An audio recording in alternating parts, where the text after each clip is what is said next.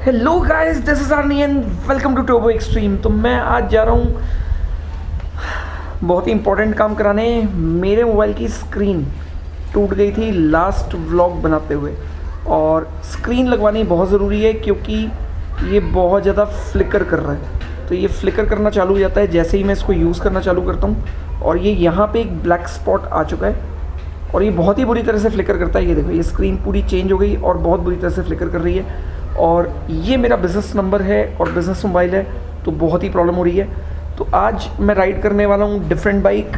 आज मैं राइड कर रहा हूँ ये, so this is Yamaha R15 version 3, और ये बाइक मेरे एक बहुत ही प्यारे अजीज़ छोटे भाई की है।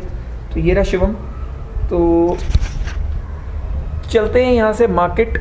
इसके कितने पैसे लगने वाले हैं मुझे नहीं पता। ग्लास इसका मेरा पहले एक बार चेंज हो चुका है, पर इस बार कंप्लीट विद डिस्प्ले ख़राब हो चुका है। वहाँ चलते हैं, प्राइस का वहीं जाके पता करेंगे। जिन लोगों को नहीं पता है उन लोगों को बता देता हूँ कि मेरा मोबाइल का पहले काम था, अब मैंने कम कर दिया है, बट अभी भी है छोटा सा part. And one of my very good friend और बहुत ही क्लोज भाई है अक्की भाई, उनके पास चल रहे हैं। उनका रिपेयरिंग का ही काम है, पर्टिकुलर मोबाइल रिपेयरिंग का। वहाँ चल के इसको ठीक कराएंगे, प्राइजेस लेंगे, कौन कौन से फोल्डर किस किस प्राइस में आते हैं वो भी बताऊंगा, और अपने कितने पैसे लगे और कितना टाइम लगेगा वो भी बताऊंगा। अभी टाइम हो रहा है एग्जैक्ट 3 बज रहे हैं दोपहर के। चलते हैं मार्केट और कंप्लीट करते हैं इसको।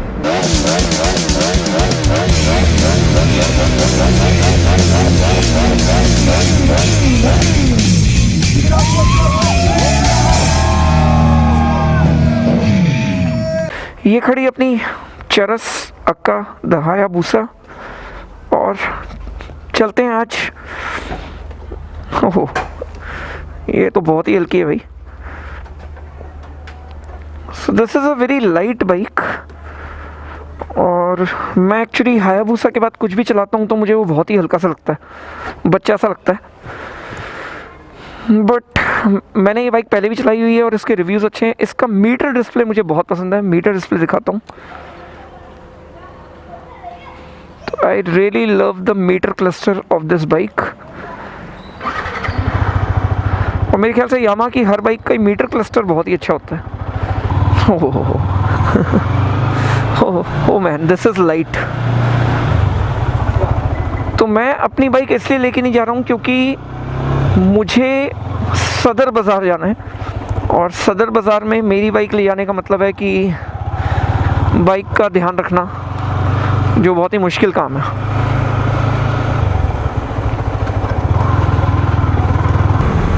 तो पावर तो इस बाइक की अच्छी है, not bad. The power is good actually, मज़ा आ रहा है चलाने में। लाइट सी बाइक है बिल्कुल। इसका सिटिंग पोस्चर थोड़ा सा डिफरेंट है वैसे, बहुत ज़्यादा एग्रेसिव है। It's exactly like a sports bike. जैसे हम स्पोर्ट्स बाइक में बहुत झुक के बैठते हैं, जो ट्रैक बाइक्स होती हैं, बिल्कुल पोस्चर वैसा ही है। तो सिटी राइड्स के लिए आई थिंक ये थोड़ी सी ज़्यादा लीन्ड है, but believe me it's very sporty. अगर बैठ रहा हूँ मैं तो मेरे को बहुत ही स्पोर्टी फीलिंग आ रही है, and it's nice, not bad, not at all bad. इस पर मैं आराम से छोटी मोटी गेड़ियाँ मार सकता हूँ, मेरे को कंफर्टेबल सी लग रही है। तो वैसे मैं आराम से KTM पे आ सकता था, पर KTM मैंने एक्चुअली बहुत दिनों से स्टार्ट नहीं की थी, और एक बहुत बड़ी प्रॉब्लम हो गई कि KTM की मेरी बैटरी डाउन हो चुकी है खड़े खड़े। उसको शायद मैंने 3 महीने से या 4 महीने से चलाया ही नहीं है, तो उसकी बैटरी ड्रॉप हो गई है। सेम जैसे लास्ट टाइम हायाबूसा का हुआ था कि उसकी बैटरी ड्रॉप ही हो गई थी। वो इतने लंबे टाइम के लिए खड़ी हो गई कि बैटरी ही ड्रॉप हो गई, और ड्रॉप होने के बाद वो ख़राब भी हो गई, वो एक्चुअल में ख़राब हो गई।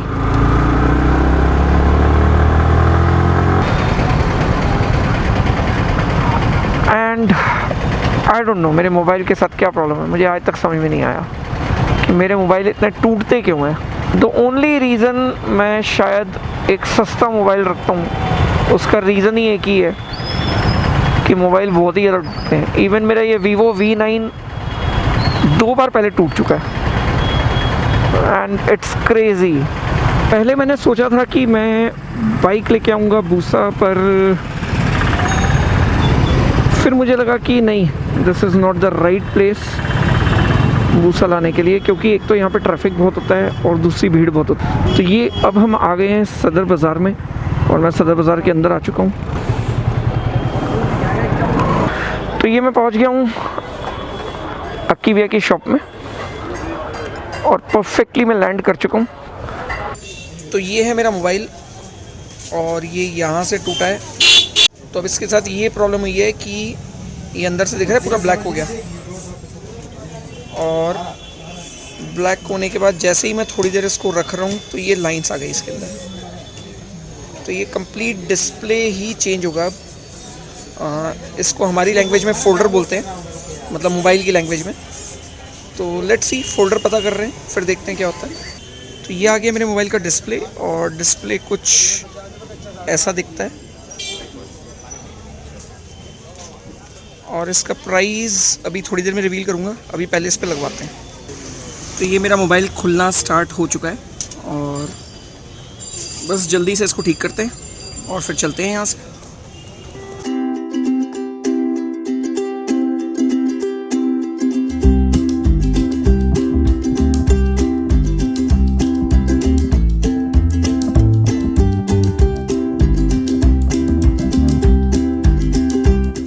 मोबाइल खुल चुका है ऑलमोस्ट, और नया वाला जो स्क्रीन है जिसको डिस्प्ले बोलते हैं और मोबाइल लैंग्वेज में फ़ोल्डर बोलते हैं, वो फ़ोल्डर लगने वाला है। आज नुकसान हो ही गया और मैं बड़ा नॉर्मल हूँ इस नुकसान के लिए, क्योंकि ये होता ही रहता है, नॉर्मल है मेरे लिए। मुझे ऐसा लगता है कि शायद मोबाइल ना टूटने वाले ही होते हैं और टूटते ही हैं वो। तो खुला हुआ मोबाइल दिखाता हूँ। ये है पुराना मोबाइल का मेरा डिस्प्ले, टूट गया था। और ये वाला नया भैया ने रख लिया है, और ये रहे हमारे प्यारे अक्की भैया। तो ये अभी फिक्स नहीं हुआ है, मैं सिर्फ चेक कर रहा हूँ।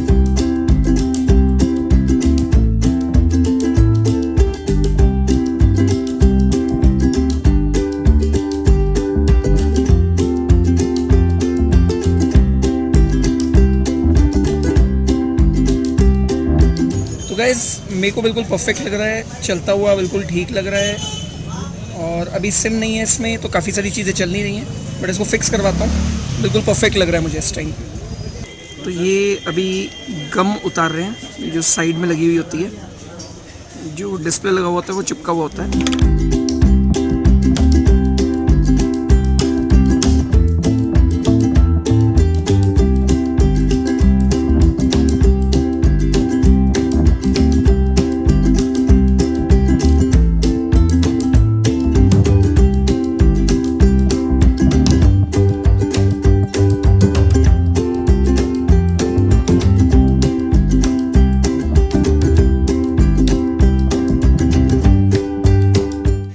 ये हो गया मेरा मोबाइल ऑन, और ये अभी बन गया पेशेंट, प्लास्टर चढ़ा हुआ, और इसके प्लास्टर जो हैं वो घर जाके हम उतारेंगे, क्योंकि इसको सूखने में टाइम लगेगा करीब 2 घंटे, तो 2 घंटे बाद होगा ये। It's working perfectly all right now. ये बिल्कुल परफेक्ट काम कर रहा है। तो चलते हैं घर। तो ये रही अपनी शॉप, छोटी सी है बट काम निकल जाता है सारा। और ये वाला पूरा काम अक्की भैया ही है जो दिखते हैं और संभालते हैं। तो प्लानिंग ये चल रही है कि यहाँ पे हम लेके आएंगे बूसा। कभी जब मुझे दोबारा मौका मिलेगा तो इस बारे में अभी भी मैं सोचूंगा, विचारूंगा, फिर लेके आऊँगा, क्योंकि एक तो ये बहुत ही ज़्यादा हाई ट्रैफिक वाला एरिया है। ट्रैफिक देख लो यहाँ पे बहुत ही ज़्यादा है। मेरा घर यहाँ से अगर ट्रैफिक नहीं हो तो हार्डली 6 से 7 मिनट की दूरी पे है, बट अभी भी मुझे कम से कम, जहाँ तक मुझे आइडिया है, 15 से 20 मिनट लग जाएंगे। तो लास्ट टाइम मैं गया था ग्लासेस बनवाने के लिए, और ग्लासेस दिए थे मैंने अपने आई वेयर, मेरे एक और स्पेक्स का फ्रेम है जो मेरे पास पड़ा हुआ था, काफ़ी सारे वीडियोस में आप लोगों ने देखा हुआ है, तो वो क्लियर ग्लास का है और उसको भी मैं पावर ग्लासेस में कन्वर्ट करा रहा हूँ। पावर ग्लासेस में कन्वर्ट कराने से मेरे को थोड़ा सा कंफर्टेबल रहेगा जब मैं ड्राइव करता हूँ, स्पेशली तब। और मुझे वैसे कोई दिक्कत नहीं होती, दिक्कत सिर्फ तभी होती है जब मैं रात को ड्राइव करता हूँ कार, तब मुझे लगता है कि हाँ अगर स्पेक्स होते हैं तो मुझे थोड़ा सा विजिबिलिटी मेरी बेटर रहती है रात के टाइम। दिन में मुझे कभी भी प्रॉब्लम फील नहीं हुई। प्लस जब मैं कंप्यूटर पे काम कर रहा होता हूँ और वीडियो एडिट कर रहा होता हूँ, तब मुझे डेफिनेटली थोड़ा सा फीलिंग रहती है कि ग्लासेस लगा लेने चाहिए। एनीवेज यहाँ से चल रहे हैं सनग्लास वाली शॉप पे, मतलब आई वेयर ऑप्टिशियन के पास टेक्निकली। तो ऑप्टिशियन के पास चल रहे हैं यहाँ से और फटाफट से वहाँ का काम निपटा लेते हैं और निपटा के वीडियो वहीं पे ही एंड कर लेंगे क्योंकि रात हो चुकी है और आज का दिन मेरा ऐसा ही रहा। तो Vivo V9 का जो फोल्डर है वो मुझे पर्सनली पड़ा 1250 रुपये का। ये हमारी अपनी कॉस्ट है, इसके ऊपर जो एक शॉपकीपर लेता है वो लेता ही है। तो ये आ गया हूँ मैं ऑप्टिशियन वाली शॉप। तो गाइज़ ये वाला लास्ट था जो मैं देके गया था, ये प्राडा का मैंने लिया था करोल बाग से। और एक ये वाले ग्लासेस आपने मुझे लगाए हुए बहुत बार देखा होगा, तो ये मुझे बहुत अच्छे लगते हैं, तो मैंने इसको भी पावर करवा लिया। ये मैं देने आया था अभी, तो मुझे ये कह रहे हैं कि कल मिल जाएंगे। ठीक है भैया, थैंक यू। तो काम हो गया मेरा ऑलमोस्ट। दोस्तों अगर वीडियो पसंद आया हो तो लाइक, चैनल सब्सक्राइब नहीं किया है तो कर लो। मिलते हैं एक नए वीडियो के साथ बहुत ही जल्दी। Bye bye, take care and love you all guys.